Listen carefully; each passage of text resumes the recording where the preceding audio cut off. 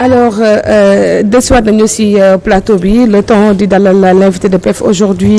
Pierre-Edouard Faye qui reçoit monsieur Birane Yaya Wane nekk président au conseil national des dirigeants d'entreprise du Sénégal alors monsieur Wane ñu ngi leen nuyu baax baax de dalal ci réveil bi.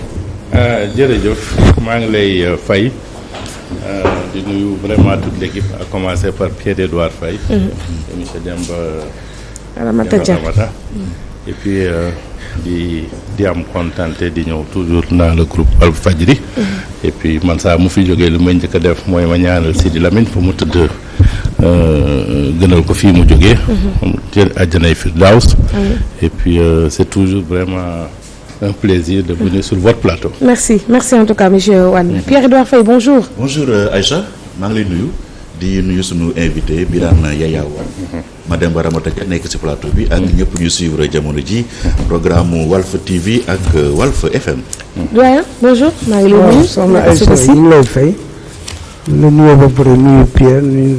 suñu invité bi. nuyu mbokk téléspectateurs yi. Walf TV ak internet. mu ngi doon la chronique du jour yow yaa ñu koy defal ci kanam ak jàmm ñu ñëw waxtaanee actualité de ce matin en attendant Pierre-Edouard Faye mu bàyyi la ak sagal. waaw Birane Yaya Wane présenté nga ko léegi. économiste la nekk tamit secrétaire général bu l'AREM di laboratoire des recherches des études monétaires. nekk chef d'entreprise président du conseil des dirigeants d'entreprise du Sénégal. et du groupe secteur privé et développement, membre chambre consulaire régionale de l'Union économique monétaire ouest-africaine.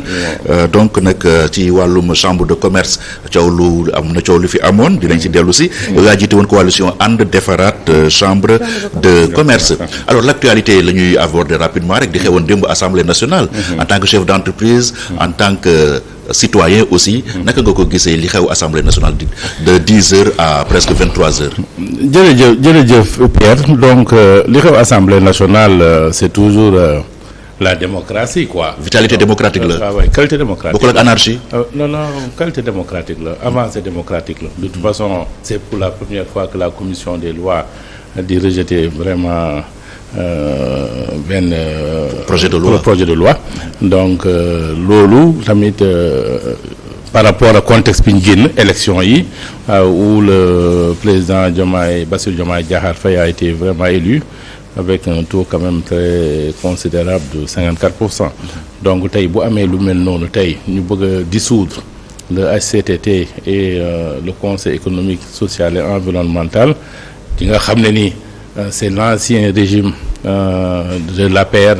de Benno Bokk Yaakaar nga xam ne ñoo fa pay membre ay privilèges yi ñu bëggut a perte la mais c'est presque 75 milliards donc en jeu te li ñuy wax ni bu fekkee ni tey rejeté nañ projet de loi boobu li ci des nag mooy peut-être il y a d'autres actes qui seront encore posés et de façon on suit l'actualité man nag xam nga affaire politicien man dama cee sawarut man dëkk bi fii ñu tardé ak fii ñu toll policiers yi ñoo ñu tardel donc il y a dëkk bi un petit pays comme le Sénégal vraiment cette politique à outrance. justement yow nga nekk chef d'entreprise lii ni ñu jógee ci ay années yu metti 3 ans yu metti ñu nar a plonger waat dans un cycle d'élection loolu si wàllum liggéey wàllum xëy wàllum économie du si am problème. mais loo ci gis tardé donc même boo waxti tey dans l'espace UMOA man je voyage dans la sous-région dans les 8 pays de l'UMOA li ma gis mooy ñu bëree ngi dem dëkk bi kaa yaa ngay dem waaw mais fii politique du matin au soir 365 jours sur 365 te man waxuma sax politique bi ñu def mais ces politiciens là qui nous représentent à l'Assemblée xam nga loolu tamit wax dëgg yàlla man dama koy naqarlu parce que ña fa nekk man voilà aux 3/4 xamuñ samay soxla mënuñ maa représenter dans l'hémicycle moo tax man tamit fan yii yëpp maa ngi am ay xalaat yu may xalaat yu baax yu bees ci sama bopp bi parce que écoute man bëgg naa ku may représenter te assemblée bii ñuy jëm ni mu doon vraiment nit koo xam ne vraiment tu es outillé vraiment nga doon nit ko vraiment koo xam ne bés bu ñu la falee député nga doon vraiment le député du peuple xam les préoccupations du peuple des Sénégalais dans leur entièreté waaye de lii ma gis ci assemblée bii weesu nii qualité député yu ñu représenté foofu à l'assemblée vraiment man wax dëgg yàlla man gisuma ci sama bopp. da ngaa bëgg soobu ci langue politique bi yow. man nag maa ngi koy xalaat nag parce que fi mu ne nii secteur privé war na nekk assemblée. loolu première information man maa ngi la koy jox secteur privé dafa war nekk assemblée. même dans les monarchies nga xam ne tey sax au Maroc il y a 8 députés issus du secteur privé dans le parlement marocain. Donc tey secteur privé am na place am ci assemblée parce que préoccupation yi ñu am ñii ñun ñëpp au niveau du secteur privé ngeen am ko yéen dans tous les secteurs d'activité et plus de développement qui régissent une vie économique war nañu am nag ñu leen mën a toogal au niveau de l'Assemblée nationale di porter seeni préoccupations et puis wax dëgg yàlla am fa taxawaay bu mucc ay boo xamante ni wax dëgg yàlla sénégalais yi danañ am contenté am fierté ci ñoom mais parce que assemblée bii nii nga toog fii rek nit yoo xam ne doo xam fu ñu jógee bëggoo tudd ay tur mais vraiment ruus nga sax tey ñu ne ñii ay député lañu xaw ma Macky Sall fu mu leen jëlee waaw wax dëgg yàlla yooyu ñu dañ koy naqarlu bu baax a baax man de wax dëgg yàlla Pierre waxtaanuma ceeg nit ñi parce que tey le secteur privé la politique vraiment prend le dessus sur la marche du pays dans tous les segments moo taxit boo toogee tey ñun tey par exemple la politique prend le dessus sur la vie économique parce que tey politiciens yi tey ñun quelles que soient nos ambitions quels que soient nos projets quelle que soit notre vision politique mën na cee teg loxo man j'ai vécu ça pendant de nombreuses années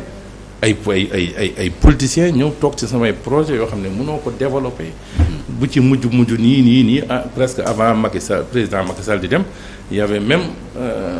un courrier qu'il avait adressé au premier ministre Amadou Ba pour créer un comité primatorial chargé vraiment d'étudier vraiment la desserte maritime sur l'axe Dakar-Mbour waaw ñu waroon jël benn arrêté mën cee liggéey mais tey suba ëllëg ngoon politiciens yi tax na ba projet boobu suulu te ba tey gisul mujj ñu ko réaliser. mu doon quelque chose doo xamante wax dëgg yàlla naqar na trop. waaw léegi ñu des ci secteur privé boobu démb ñu yëg ni CNP di conseil national du patronat ak CNES dañoo war a dem vers une fusion. boole seen bopp nekk benn yow en tant que membre société membre lii di donc secteur privé bi naka nga ko gisee loolu. man information boobu jot naa ko démb man nag xam nga boo gisee ñu créer le conseil national des dirigeants d'entreprise du Sénégal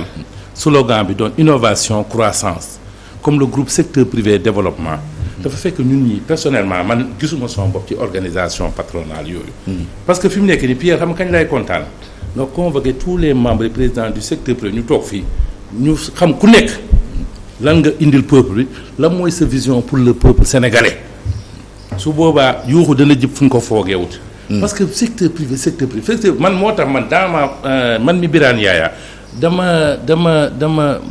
ci secteur privé dama ko def ay pàcc il y a le secteur privé opérationnel bi nga xam ne ni ñun moom la ñu incarné nga xam ne ay góoru yàlla pire ñoo ci ne nga xam ne tey au quotidien suñu liggéey yëpp suñu préoccupation yëpp mooy comment faire bouger les lignes fii ñu nekk ni nan lañ mën a def tey ba Sénégal émergent comme ni ñu koy waxee nan lañ mën a def ni ba Sénégal tey dootuñu soxla jéegaani dara loolu rôle secteur privé la mais toog rek ma je suis du secteur privé dama koy sax rus parce que secteur privé comme ni mu ne amee bu opérationnel noonu la amee bu fonctionnel noonu la amee bu lobbyiste noonu la amee bu mourant noonu la amee bu dormant c'est un melting pot boo xamante ni secteur privé il faut que yow personnellement nga xool tey noo mën a fexe ba ràññee roy bi ak pire bi. mais bu ngeen boole woon seen bopp yëpp def benn say rek est-ce que du ngeen gën a am doole. ñuy gàmm ak ñuy raas bu dem bokkul. xam nga secteur privé tout ce qui brille n'est pas de l'or. waaw te xam nga tey je me dis que nit ñi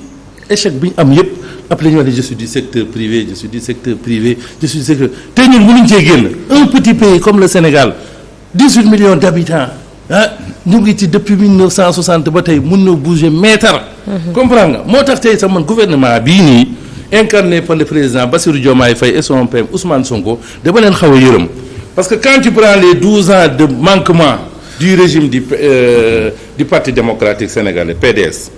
nga xam ne tey ci lañ démantelé woon suñu chemin de fer yi suñu usines yu mel ne ay Sonacos ak yooyu nga jël les 12 ans de manquement et de dysfonctionnement du président Macky Sall yooyu yëpp muy 24 ans presque un quart de siècle bu dee président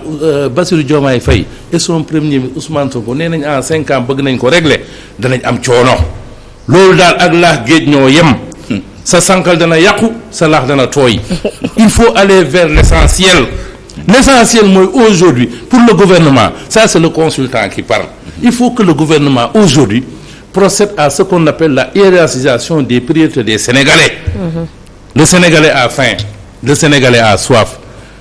Les factures d'eau sont trop chères, les factures d'électricité sont trop chères. Dans les pays de développement, les Sénégalais n'arrivent plus à voyager dans de bonnes conditions. Avec ces zones très accidentogènes,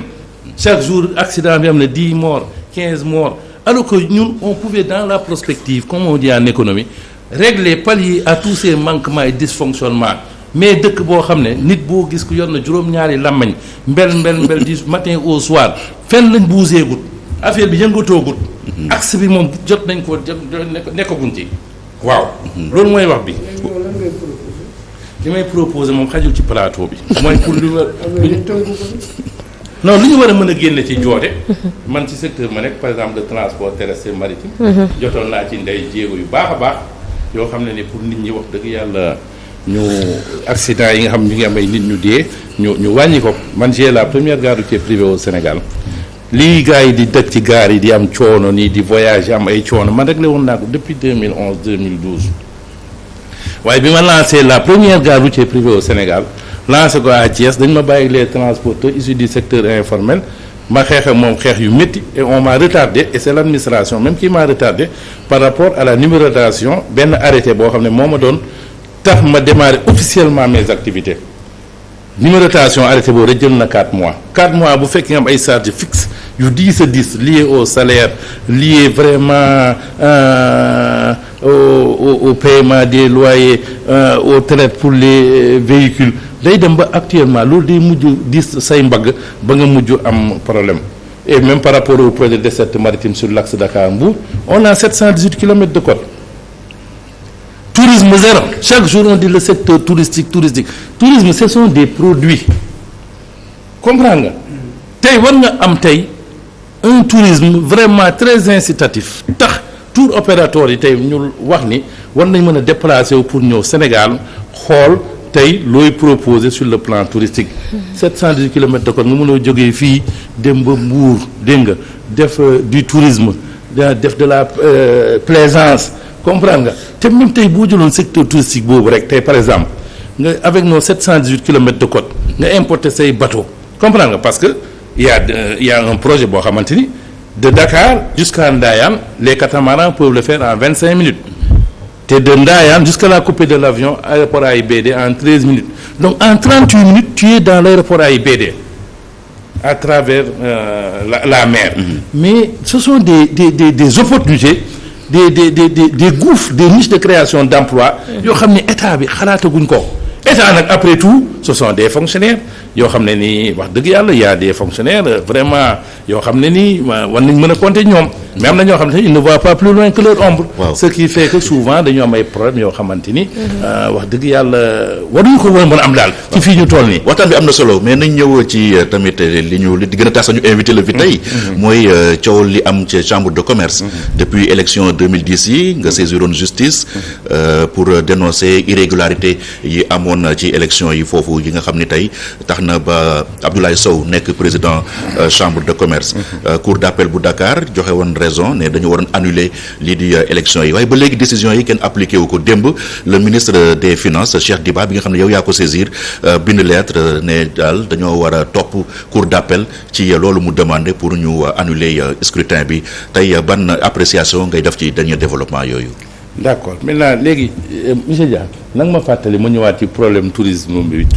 par rapport au projet de transport sur la desserte maritime sur la Dakar-Mbour. Pierre-Edouard maa ngi lay remercier xam nga xeexu chambre de commerce yàgg na mais man xeexu chambre de commerce bi c'est un combat de principe pour commencer nekkul looy wut foofu comme strapontin nekkul am na enjeu quand même parce que c'est 3 milliards waaw mais ëpp na sax 3 milliards mais tamit li nga war a noter mooy trésorier tey bu chambre de commerce il ne sait ni lire ni écrire tey il gère un budget de 3 milliards xam nga tey am na sama benn xarit boo xam ne doyen qui est vice-président au niveau du CNDS comme du groupe GSPD nee na la maamam Yërim Cuub la tudd nee na maamam Yamar nee na ko saay lu mu la jaral rek lu mu ko jaral pour def lu ndëngate rek yow na la ko jaral pour yow nga nekk ci kawam rek pour vraiment jël yoon bu baax bi chambre que nit ñaa ngi dégg chambre de commerce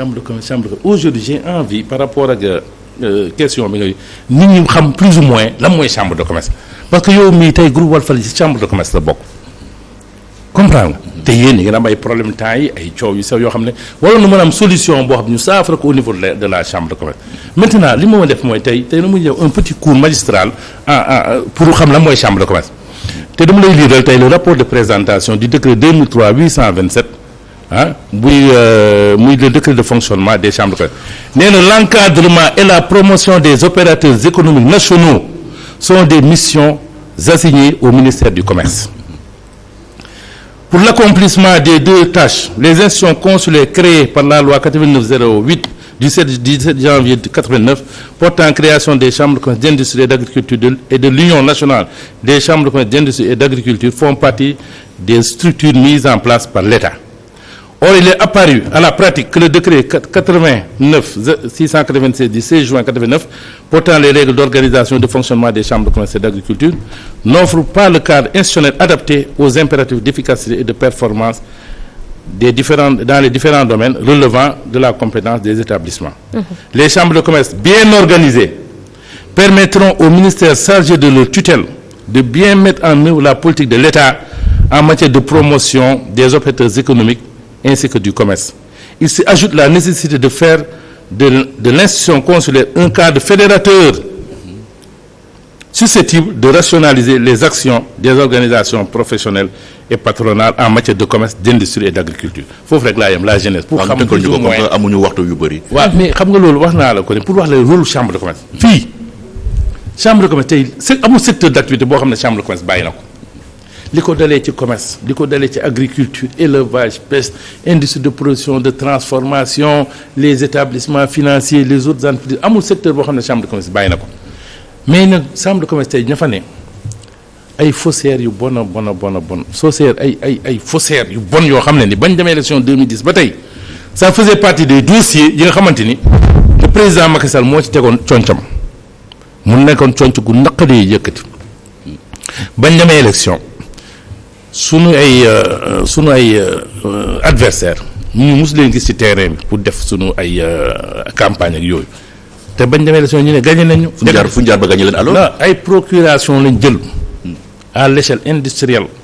dem imiter signature commissaire Khary Sidibé bu nekkoon Bel Air. li ngay wax ni accusation yu grave la. mais yow loolu moo tax ñoom ñoom ñëpp ñu def leen ci biti te nag Ablaye Sow mii moo ko jiite woon affaire fausseté boobu faussaire la c'est un voyou. faussaire la man lu mu ko jaraloon pour toog foofu man loolu la te xam nga la moo gën a métti tey booy xeex ak ñoo xam ne def naa fi conférence de presse il y a plus de 2 semaines bougé wuñu malgré les accusations yi ma teg seen ndodd parce que man li ma dem ba xool ba xam mooy ñii samba boo yii nii dafa am ñu leen di protéger te ñu leen protéger il se trouve dans l'administration au sein du ministère du commerce parce que man mënu ma accepter mooy ñu dem élection ñu porter leen plainte devant 53 magistrats man mii ma plaider dossier bi devant le juge Demba Kandji et 53 magistrats bañ génn ay arrêt bi mu ngi nii numéro 1 laa ko avec la formule exécutoire nee nañ exécuter décision bi ministre Alioune Sarr jóge na fa ba dem exécuté wu ko Aminata Assome Diatta jóge na fa ba dem exécuté wu ko Abdou Karim Fofana jóge na fa ba dem exécuté wu ko parce que man li ma président Serigne bu wax que je salue au passage nee na bi mu dajee le président Macky Sall nee na ko bii yi ma teg sama conte bii ci la bokk donc il y avait pas de possibilité de faire exécuter cette décision moo tax bi ñu fiy génnee Macky Sall dàq ko ci nguur gi li ma njëkk a def mooy ma dem jëli sumay arrêt le 23 avril ñu def ci formule exécutoire lii nag bu doon maag yow ñoo seq problème ñu defal lii mooy yow am nga problème parce que kii mooy li ñuy wax la formule exécutoire mooy dafa jox ordre procureur yi gendarme yi ñëpp nee leen fépp lu ñu leen jox lii na ngeen prêter main forte kii pour jox mais il se trouve que administration mënoo ko exécuter noonu te nag chambre ko am 2 tutelles une tutelle technique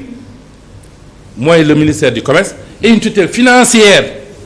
mooy le ministère des finances. le ministre du commerce moom ban jéego la si def. Serigne Gueye Diop ku bees ki defu ci dara.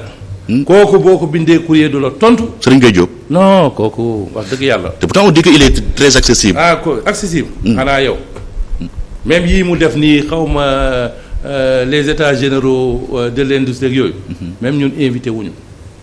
waa ji doy waar. man daje naa ministère du commerce yu bëri de waaye moom il est spécial man xamoon naa ko avant daje nañ Maroc sax voyagé loo ñëw Sénégal mais problème bi mooy même bañ ko falee sax félicité naa ko ne ko monsieur le maa ngi lay félicité oui ba coupé téléphone te yëgul parce que xam naa affaire bi da koo bett oui xamul sax ndax woo naa man keroog laa pare ci affaire am xam ne kii li mu dal na ci comme li ñuy wax comprendre nga mais ba mu fa toogee ba tey. mais mën na liggéey sans moom si seen titre yi la bokk. man nag yàgg naa liggéey sans les ministères du commerce parce que à la limite boo demee ba xool administration du ministère du commerce et de l'industrie am na problème parce que ministre yi ma la limal yëpp jaar fi ñu bañ a exécuter ces décisions de justice là je vais accuser l'administration du ministère du commerce te kooku bu ma leen di accuser tamit damay waxaale le président Bassirou Diomaye Faye wax le premier Ousmane Sonko nañu am un œil vigilant sur la marche du ministère du commerce parce que ministère boobu ku fa lajj mooy lajj nga ci sa politique gouvernementale tu gères du panier de la ménagère jusqu'à l'industrie de production et de transformation ministre boo fay teg nag dafa doon ministre boo xam ne li anglais di wax dafa war a doon un ministre open mind di dem dans la prospective xam tal lan mooy priorité sénégalais yi tey mu doon politique am mais ñoom bañ fa toogee ba tey ñun koo ñu invité wul ñun duñ fa dem ba ci états généraux industrie invité wuñ ñun demuñu mais ñu ngi xaar ay conclusions on est 900 membres au niveau du GSPD et je vais donner mandat à tous les membres du GSPD vraiment de fouiner dans tous les rapports que le ministère du commerce def ko disposition sénégalais moom lu mu bëgg rek mën nañ ci dem ñun amuñu benn pression mais daal moom bañ ko joxe arrêt ba tey de source sûre agent judiciaire de l'État ñun bañ ñu joxee les arrêts bañ ko jëliyee dañ ko notifier agent judiciaire de l'État kayit baa ngi agent judiciaire de l'État c'est le cabinet juridique de l'État du Sénégal ñu dem ko de source sûre agent judiciaire de l'État bind na ministre Sëñ Gueye Diop 2 courriers auquel il n'a pas répondu et que ça soit très clair man mii di wax yow bind naa plus de 4 courriers yoo xam ne tontuwul peut-être c'est un dysfonctionnement dans son cabinet parce que de source sûre il n'a pas délégué sa signature te nag mënuñ la yow industrie boole ci commerce yow nag ngay liggéey boo xam ne wóor na yow da nga nar a tardé le gouvernement du président Bassirou Diomaye Faye te bu ñu leen tardé par rapport même aux promesses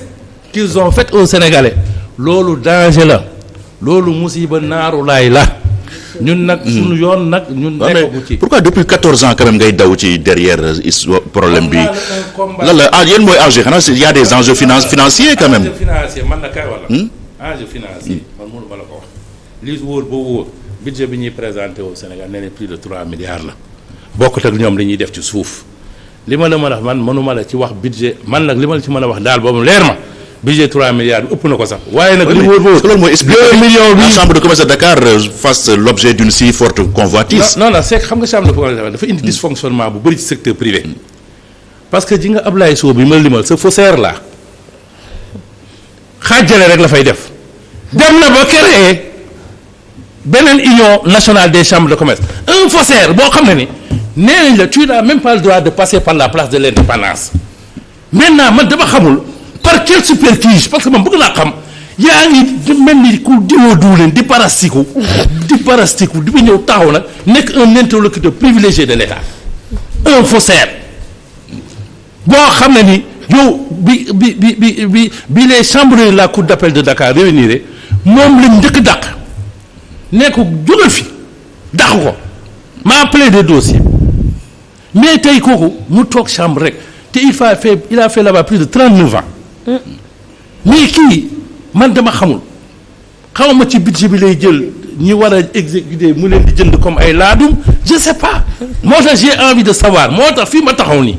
mu wóor ma lay damatul arrière mètre damay xoolal danaa xeex ba naaw. d'accord te mu xamee ko noonu. waaw dans tout ça le ministre des Finances. wax naa le ministère des Finances et la tutelle financière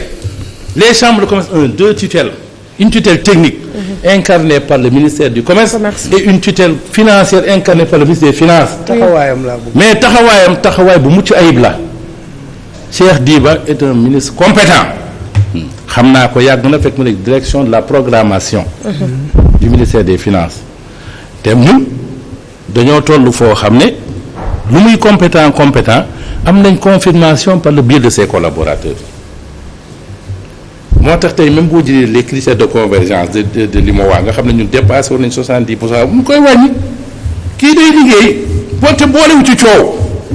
ni muy liggéey noonu la Ousmane Diagne ministre de la Justice liggéeyee noonu la Birame Diop ministre des Forces armées di liggéeyee parce que pour votre information 2016 bi may solliciter l'autorisation pour ouvrir construire le premier héliport du Sénégal monsieur Birame Diop moo nekkoon. kon yow service camarade ngay def nii. non question service camarade. say waay ngay ràññee rek. non déedéet man kaay wax la benn affaire nag. man tey lu ñu doon ay ministre même bu fekkee xam naa leen c'est 2 personnes qui se présentent devant moi tey le ministre Cheikh Diba que je connais beaucoup de le ministère Diba institution et je sais faire la différence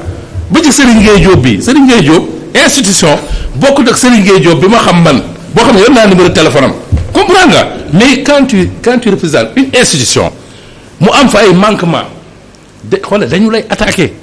surtout bu fekkee ni yow da nga tëj sa bunt Serigne Gueye Diop fii laa koy waxee il répond pas au courrier